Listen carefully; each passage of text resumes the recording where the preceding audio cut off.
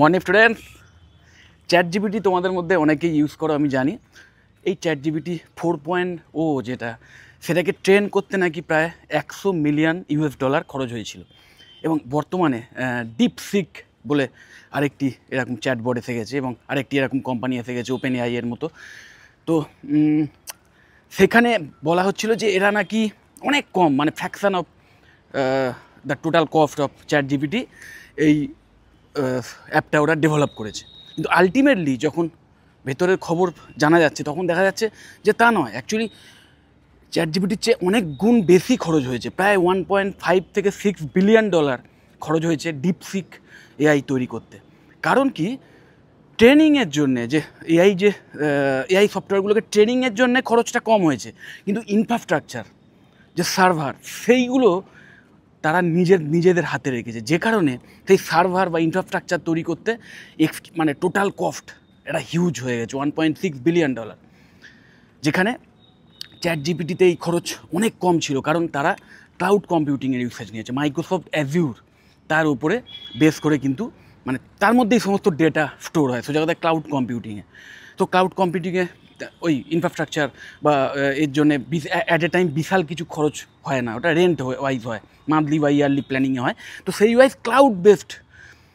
Software বলতে পারো chat GPT. আর যেখানে এই ডিপসিক যেটা, এদের কিন্তু নিজস্ব সার্ভার,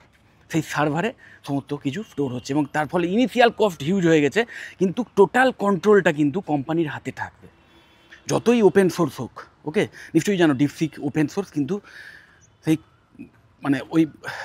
এআই টুলস, এই ইন্টারনেট কানেকশানের ফলে যে সমস্ত ডেটা ওখানে স্টোর হচ্ছে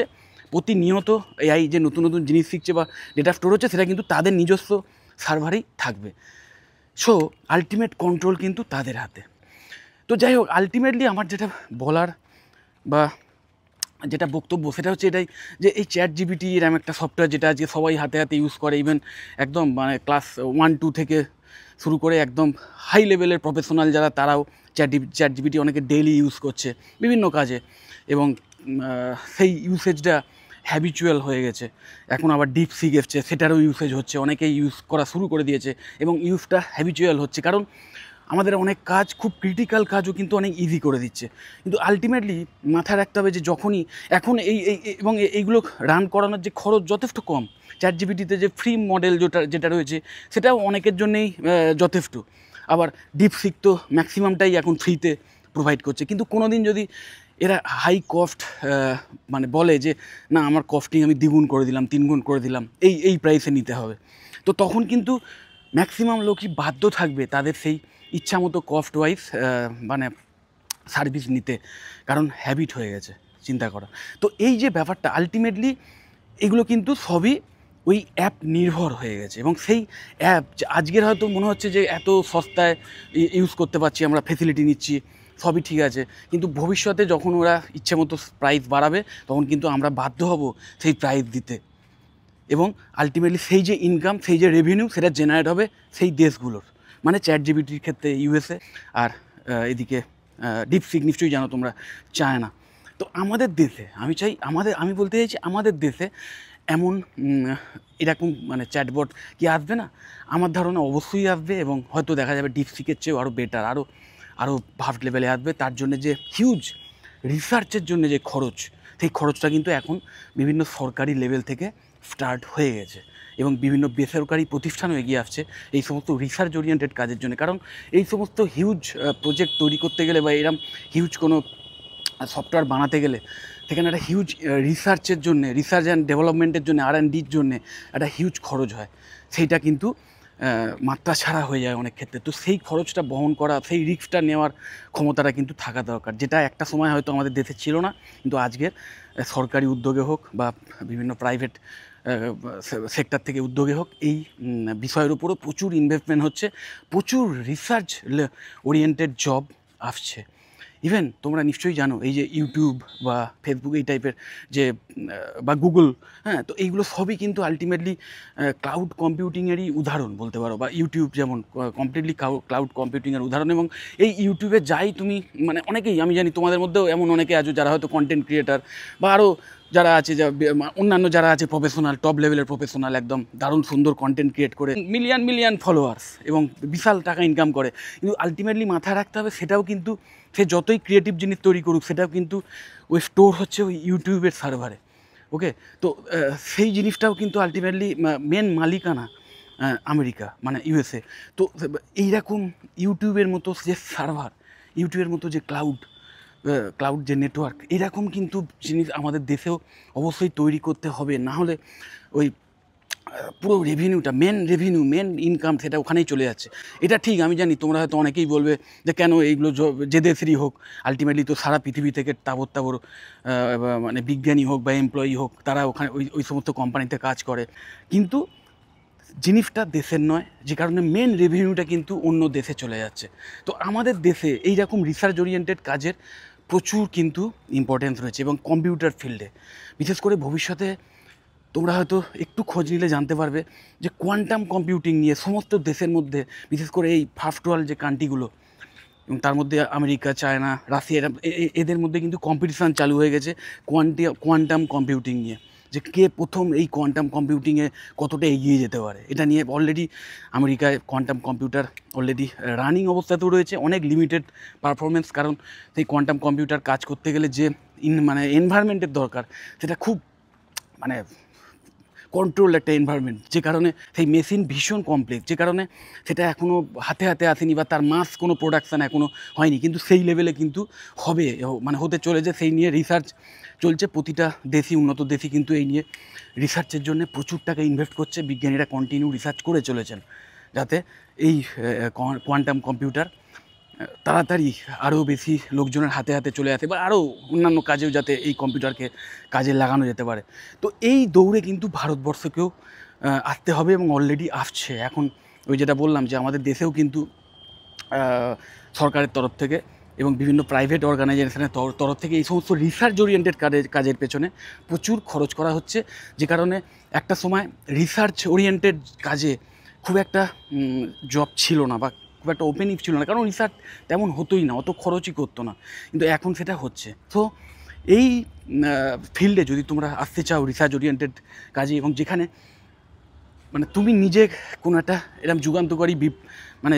সফটওয়্যার আবিষ্কারের পেছনে থাকতে পারো, বা সেই টিমের মধ্যে থাকতে পারো, নিজে সেই রিসার্চে যোগ দিতে পারো,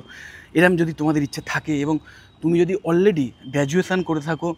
এই কম্পিউটার রিলেটেড কোনো সাবজেক্ট নিয়ে, বিসিএ বা বিএসসি ইন কম্পিউটার সায়েন্স বা বিটেক ইন কম্পিউটার সায়েন্স, এই টাইপের কোর্স, অথবা বিএসসি ইন ফিজিক্স বা ম্যাথামেটিক্স, মানে সোজা কথায় তোমার সাবজেক্টের মধ্যে যদি ফিজিক্স বা ম্যাথামেটিক্স অথবা কম্পিউটার রিলেটেড এই সমস্ত সাবজেক্ট থাকে,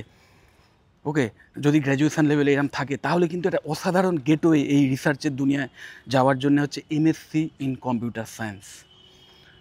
আমাদের ওয়েস্ট বেঙ্গলের ম্যাকআউট অ্যাফিলিয়েটেড খুব সীমিত কয়েকটা কলেজে করানো হয় এমএসসি ইন কম্পিউটার সায়েন্স, অন্যান্য ইউনিভার্সিটিতেও করানো হয় অবশ্যই, কিন্তু এই কোর্স যদি করো, সেখানে কোর্সের সিলেবাস দেখলেই বুঝতে পারবে যে নেক্সট জেন লেভেলের যে সমস্ত টেকনোলজিগুলো আসতে চলেছে, যে টেকনোলজিগুলো ভবিষ্যতের বৈপ্লবিক চেঞ্জ আনতে চলেছে, সেই সমস্ত বিষয় নিয়ে কিন্তু পড়ানো হয়। তার মধ্যে এআই রয়েছে, ডেটা সায়েন্স রয়েছে, মেশিন লার্নিং, এই সমস্তগুলো, ক্লাউড কম্পিউটিং, সাইবার সিকিউরিটি, এবং এগুলো সবই কিন্তু রয়েছে একদম রিসার্চ লেভেলে, মানে একদম হাই এন্ডে গিয়ে পড়াশুনো করানো হয় এই কোর্সের মাধ্যমে। যে কোনো জিনিস হয়তো তুমি গ্র্যাজুয়েশান যখন করেছো তখন সেই এআই টুলস কী করে ইউজ করতে হয় সেটা শিখেছো, সেই টুলসের মাধ্যমে নতুন সফটওয়্যার কী করে বানানো যেতে পারে সেটা হয়তো শিখেছো, কিন্তু এআই এর একদম বেসিক কনসেপ্ট এবং একদম মেশিন লেভেলে গিয়ে কীভাবে কম্পিউটার কাজ করে, মানে তার ক থেকে শুরু করে তার থিওরিটা, একটা জিনিসের থিওরি যদি না জানো তাহলে সেই টেকনোলজিকে আরও বেটার করা যায় না। একটা টেকনোলজি ধরো আবিষ্কার হয়ে গেছে, তুমি দক্ষভাবে সেই টেকনোলজি কীভাবে ইউজ করে কোনো কাজ করতে হয় সেটা শিখে নিলে, সেটা অ্যাকচুয়ালি তোমার ইঞ্জিনিয়ারিং স্কিল। কিন্তু কেউ যদি মনে করে যে না, আমি এই টেকনোলজির চেয়ে উন্নত টেকনোলজি তৈরি করব, বা এই টেকনোলজিটাকেও আরও আমি এগিয়ে নিয়ে যাব, আরও যাতে সেটা অ্যাডভান্স হয়, এমন যদি কারোর ইন্টারেস্ট থাকে, তাহলে কিন্তু তাকে সেই টেকনোলজির থিওরিটা ভালো করে জানতে হয়, কটা ভালোভাবে জানতে হয়, এবং সেইটা নিয়ে আরও ফার্দার এগোনো যেতে পারে, তবে যেটা রিসার্চের কাজ বা সায়েন্টিস্টদের কাজ। ওকে, তো এই লেভেলে গিয়ে যদি কাজ করতে চাও, যদি এই লেভেলে গিয়ে একটা রিসার্চ ওরিয়েন্টেড চাকরি পেতে চাও, অথবা এরকম টপ লেভেলের কোনো মানে আইটি কোম্পানি বা যেখানে এই সমস্ত এআই সফটওয়্যার ইউজ হয় বা ডেটা সায়েন্সের হিউজ ইউজ হয় যে সমস্ত কোম্পানিগুলোতে, সেখানে একদম টপ মোস্ট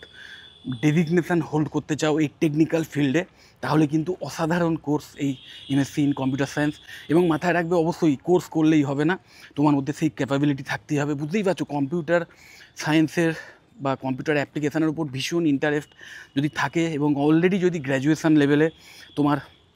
এই কোডিং বা এই সমস্ত মানে অ্যালগোরিদম,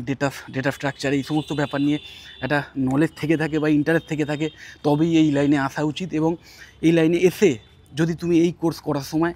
এখানে যা যা শেখানো হয় সেগুলো যদি ঠিকঠাক শিখতে পারো, তাহলে কিন্তু ভবিষ্যতে কেরিয়ার পাথ তোমার অন্য লেভেলে চলে যাবে। শুধু আমাদের দেশে নয়, আমাদের দেশে যে বিভিন্ন রিসার্চ ওরিয়েন্টেড কাজকর্ম অলরেডি স্টার্ট হয়ে গেছে এবং ভবিষ্যতে আরও বাড়বে, সেখানে তো যোগদান করতে পারবেই একটা হাই স্যালারি নিয়ে। এছাড়াও বিদেশে সেখানে গিয়েও কিন্তু এই সমস্ত রিসার্চ ওরিয়েন্টেড কাজের মধ্যে যোগদান দিতে পারবে, অথবা বিভিন্ন কোম্পানির আইটি রিলেটেড জবের একদম মানে টপ লেভেলে বসে টপ ডেজিগনেশান হোল্ড করে কিন্তু চাকরি করতে পারবে, এবং যার স্যালারি কিন্তু সত্যিকারের চোখ ধাঁধানো হয়। তো 2025-26 সেশনের যে অ্যাডমিশান অলরেডি স্টার্ট হয়ে গেছে, তোমাদের যাদের এই সমস্ত এলিজিবিলিটিগুলো আছে তারা অবশ্যই বিভিন্ন কলেজে খোঁজখবর নেওয়া স্টার্ট করে দাও, এবং প্রভিশনাল অ্যাডমিশান নিয়ে অলরেডি যেখানে স্টার্ট হয়ে গেছে সিট বুকিং করে নাও, করে সিলেবাস ওয়াইজ স্টাডি মেটেরিয়াল জোগাড় করো। ম্যাক্সিমাম কলেজে কিন্তু এই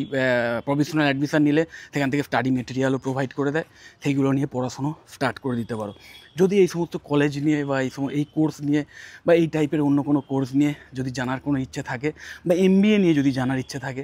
বা আমার থেকে কোনো ডিটেল জানতে চাও, বা কোনো কলেজ সম্পর্কে যদি জানতে চাও, তাহলে অবশ্যই আমাকে কল বা হোয়াটসঅ্যাপ করো, আমি তোমাদের অবশ্যই হেল্প করে দেবো। এবং অবশ্যই আমি আমার এই ভিডিও ডেসক্রিপশান বক্সে আমাদের ওয়েস্ট বেঙ্গলের ম্যাকআউট অ্যাফিলিয়েটেড যে সমস্ত কলেজে বেশ অ্যাফোর্ডেবল ফিজের বিনিময়ে হাই কোয়ালিটি এডুকেশান প্রোভাইড করা হয় এবং প্লেসমেন্টের কমপ্লিট অ্যাসিস্ট্যান্স দেওয়া হয়, যাতে তোমরা ফাইনাল ইয়ারে গিয়ে ডাইরেক্ট একটা চাকরি পেতে পারো, একটা ভালো এমএনসিতে ভালো ডেজিগনেশান হোল্ড করে। সেই প্লেসমেন্ট অ্যাসিস্ট্যান্স প্রোভাইড করা হয় এমন বেশ কিছু কলেজের নাম এবং সেগুলোর ওয়েবসাইটের লিঙ্ক আমি দিয়ে দেবো এই ভিডিও ডেসক্রিপশান বক্সে। তোমরা অবশ্যই সেগুলো দেখে নিতে পারো, সেই কলেজের যে ওয়েবসাইটগুলো সেগুলো ভিজিট করে এই কলেজে অ্যাডমিশন ক্রাইটেরিয়া কী আছে, স্কলারশিপ ফেসিলিটি কী আছে, কত ফিজ আছে, এই সমস্ত ব্যাপারে দেখে নিয়ে সেখানে admission enquiry form fill up করে রাখতে পারো। তাহলে তাদের এক্সিকিউটিভরা যখন তোমাদের কল করবেন, তখন তোমরা আরও ডিটেলে সেই কলেজ বা কোর্স সম্পর্কে জেনে নিতে পারবে। যদি মনে হয় ভিডিওটা হেল্পফুল, অবশ্যই লাইক করো। চ্যানেলটা যদি সাবস্ক্রাইব না করে থাকো, এক্ষুনি সাবস্ক্রাইব করো না, আর ভিডিও যতটা পারো শেয়ার করে দিও। টাটা।